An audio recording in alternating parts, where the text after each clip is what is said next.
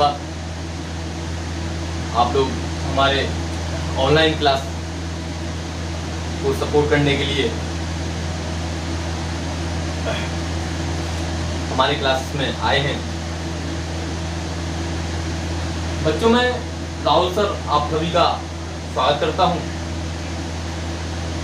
DElEd 4th same का एक subject है अंग्रेजी शिक्षण, टीचिंग ऑफ इंग्लिश, जिसके विषय में हम आपको इस छोटे से वीडियो के माध्यम से संक्षिप्त जानकारी देंगे। तो बच्चों, आप सबको पहले से ही ज्ञात होगा कि इंग्लिश जो हमारा जो शिक्षण है ये 25 नंबर का इसका पेपर आता है। तो 25 नंबर में से पूरा सिलेबस जो है ना हमारा 3 कंटेंट से मिलकर बना है। पहला कंटेंट हमारा थ्योरेटिकल एस्पेक्ट, थ्योरिकल पार्ट से ही। दूसरा है कंटेंट स्पेसिफिकेशन। तीसरा है sessional work and project work. तो मैं बता दूं कि जो मेनली टॉपिक है जो थ्योरी वाला पार्ट है और कंटेंट स्पेसिफिकेशन, इस पार्ट में पूरा ग्रामर पोर्शन है हमारा। ये इसमें हमारा थ्योरेटिकल पूरा एस्पेक्ट दिया गया है। इस कंटेंट को मैं अगले वीडियो में, नेक्स्ट वीडियो में आप लोगों के सामने वीडियो लाऊंगा। आज के वीडियो में मैं कंटेंट स्पेसिफिकेशन के बारे में डिस्कस करूंगा आपसे। इसका जो सब कंटेंट है compound sentence and complex sentence, अर्थात ये ग्रामर पोर्शन है पूरा हमारा। ग्रामर पोर्शन है। ग्रामर पोर्शन में दो कंटेंट, सब कंटेंट दिए गए हैं, compound sentence and complex sentence. दूसरा है कमांड्स एंड रिक्वेस्ट। तो हम आपको कमांड्स के विषय में compound sentences and complex sentences के विषय में आपको डिस्कस करेंगे। बच्चों, सिंपल सेंटेंस, कंपाउंड सेंटेंस और कॉम्प्लेक्स सेंटेंस, इन तीनों सेंटेंस के विषय में हम आपके सामने डिस्क्राइब करेंगे। तो बच्चों, आपने सोचा कि भाई कंपाउंड और कॉम्प्लेक्स तो आपके सिलेबस में है ही, इसके अलावा मैंने सिंपल भी ले लिया। सिंपल इसलिए ले लिया कि अगर बेस मजबूत नहीं होगा तो भाई आगे का कैसे हम लोग जो है टॉपिक क्लियर कर पाएंगे। ठीक है। तो बच्चों, सिंपल सेंटेंस ऐसे सेंटेंसेस होते हैं जिसमें एक सब्जेक्ट होता है और एक प्रेडिकेट होता है। ठीक है। और ये एक सब्जेक्ट और प्रेडिकेट दोनों मिलाकर ही एक पूर्ण सेंटेंस बनता है। ठीक है। जबकि कंपाउंड सेंटेंसेस बच्चों ऐसे सेंटेंसेस होते हैं जिसमें एक या एक से अधिक क्लॉजेज होते हैं और एक या एक से अधिक क्लॉजेज होते हैं और प्रत्येक क्लॉज अपने आप में पूर्ण होता है, अर्थात एक इंडिपेंडेंट क्लॉज होता है, अर्थात स्वतंत्र सेंटेंस होता है। ठीक है। जबकि कॉम्प्लेक्स सेंटेंस में ऐसा नहीं है बच्चों। कॉम्प्लेक्स सेंटेंस में एक मेन क्लॉज होता है, जबकि इसके अलावा सारे क्लॉजेज अपूर्ण होते हैं और डिपेंडेंट क्लॉज होते हैं। ठीक है। तो मैं आपको बता दूं कि सिंपल सेंटेंस में मैंने आपको क्या बताया, एक सब्जेक्ट और एक प्रेडिकेट। ठीक है। तो एक सब्जेक्ट और एक प्रेडिकेट मिलकर एक सिंपल सेंटेंस बनता है। ठीक है। अगर एक एग्जांपल ले लेते हैं, जैसे कि यू आर इंटेलिजेंट, आप बुद्धिमान हैं। पूरा वाक्य है, पूर्ण वाक्य है ना। आप बुद्धिमान हैं। भाई आप क्या हुआ, सब्जेक्ट। आर इंटेलिजेंट क्या हुआ, प्रेडिकेट। तो एक सब्जेक्ट एक प्रेडिकेट से मिलकर अपना ये सिंपल सेंटेंस तैयार हो जाता है। ठीक है। दूसरा एग्जांपल ले लेते हैं इसी को, यू वर्क हार्ड। इसमें यू सब्जेक्ट है, वर्क हार्ड प्रेडिकेट हो गया। आप इसी प्रकार से कई एग्जांपल बना सकते हैं। You work slowly, you work fast, you work properly. ठीक है। ईटीसी मतलब काफी सिंपल सेंटेंस बना सकते हैं। लेकिन मैंने आपको एक चीज दिमाग में रखनी है, सब्जेक्ट एक प्रेडिकेट। अब आते हैं कंपाउंड सेंटेंस में। कंपाउंड सेंटेंस में जैसा कि मैंने बताया कि एक या एक से अधिक सेंटेंसेस होते हैं, अर्थात क्लॉजेज होते हैं, जिसमें कि सारे क्लॉजेज मेन क्लॉज होते हैं, अर्थात सभी क्लॉजेज अपने आप में स्वतंत्र होते हैं, बोल सकते हैं इंडिपेंडेंट क्लॉज होते हैं।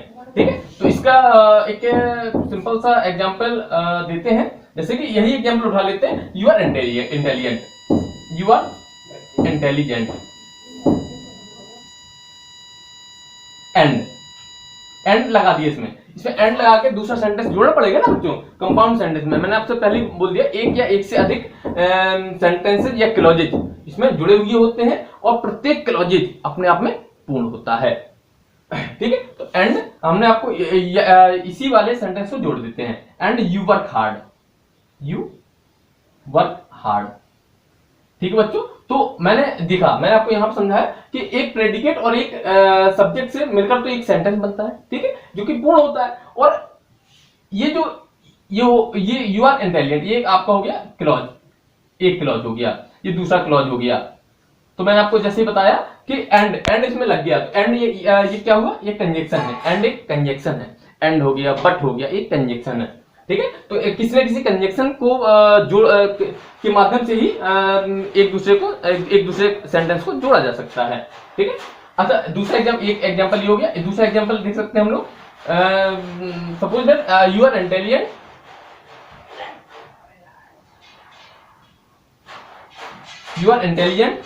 एंड की जगह आप बट लगा सकते हो, यू आर इंटेलिजेंट बट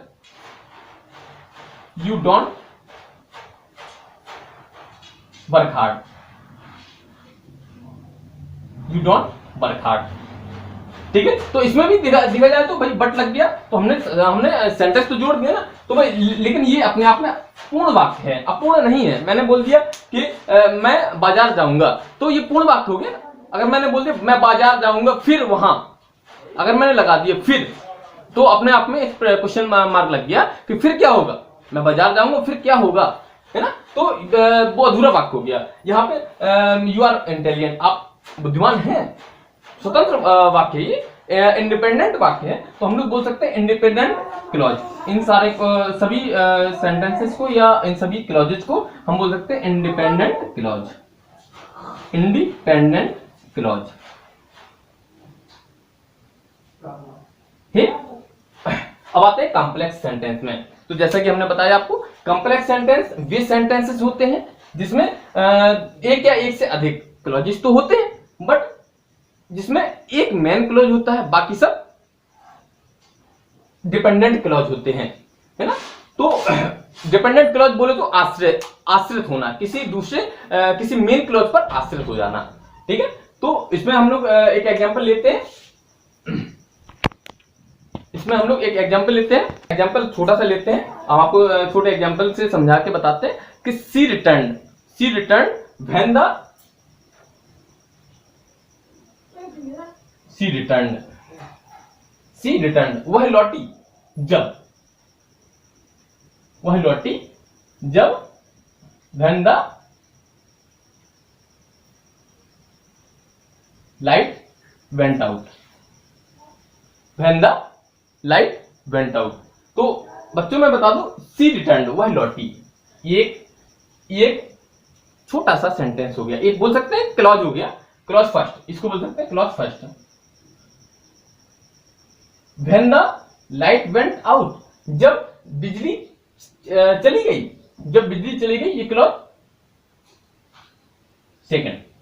ठीक है, तो यहां पे बच्चों क्या देखते हैं हम लोग, ये देखते हैं कि वह लौटी, ये तो कंफर्म हो गया वह लौटी, लेकिन यहाँ पे यहाँ पे क्वेश्चन मार्क लग जाता है, when the light went out. अगर हम सिंगल बोले कि when the light went out, जब वह चली गई थी, मन में प्रश्न उठा कि कब वह चली गई थी, क्या हुआ था, क्यों जाना पड़ा उसे, है ना, बहुत सारे क्वेश्चन मार्क लग जाते हैं, है ना। तो ये अपूर्ण वाक्य है, अपूर्ण वाक्य मतलब ये हमारा मेन क्लॉज नहीं हो सकता, है ना। लेकिन सी रिटर्न, वह लौटी, ये तो कंफर्म है ना भाई, वह लौटी, है ना, तो ये आपका मेन क्लॉज हो जाता है, इसको आप मेन क्लॉज का दर्जा दे सकते हैं। और मैंने आपको बता दिया कि एक या एक से अधिक क्लॉज इसमें जुड़ते हैं, और ये जरूरी नहीं होता कि सारे क्लॉजेज मेन हो, है ना। मैंने आपको बता दिया इसकी डेफिनेशन, मेन क्लॉज एक ही होगा एक सेंटेंस में, एक पूर्ण कॉम्प्लेक्स सेंटेंस में, ठीक है। एक छोटा सा एग्जांपल था। दूसरा एग्जांपल लिख लेते हैं। दूसरा एग्जांपल में आपको और क्लियर हो जाएगा बच्चों। When I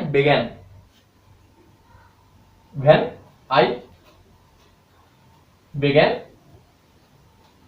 to teach, when I begin to teach, छोटा सा सेंटेंस है। जब मैंने पढ़ाना स्टार्ट किया, जब मैंने पढ़ाना शुरू किया, ठीक है, जब मैंने पढ़ाना शुरू किया, द स्टूडेंट्स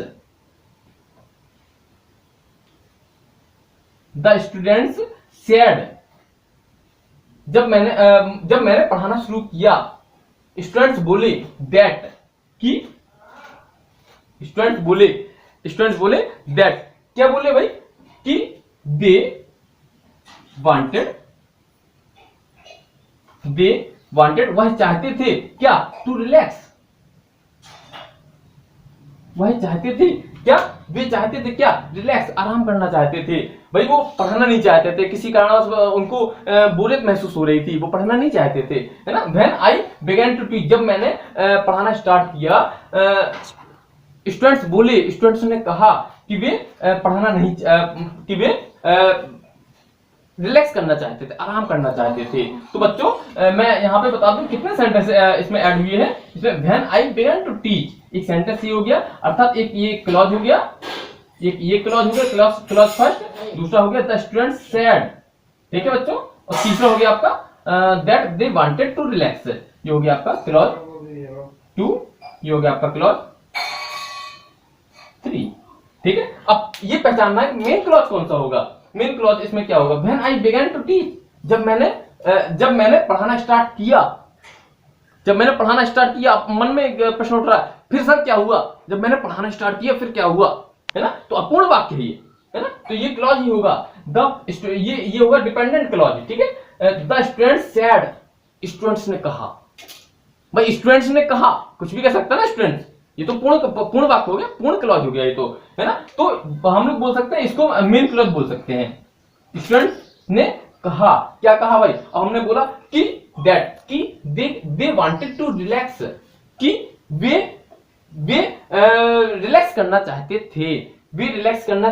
थे, मतलब कि हमने बोल दिया कि वे रिलैक्स करना चाहते थे। अब ये अपूर्ण वाक्य हो गया ना, हमने की क्यों जोड़ा भाई, हमारे मन में एक प्रश्न उठा, सर ये की क्यों आया इस सेंटेंस में, कि वे आराम करना चाहते थे भाई, ठीक है। तो ये अपूर्ण वाक्य है, ये क्लॉज होगा, पर ये होगा डिपेंडेंट क्लॉज, ना कि इंडिपेंडेंट क्लॉज,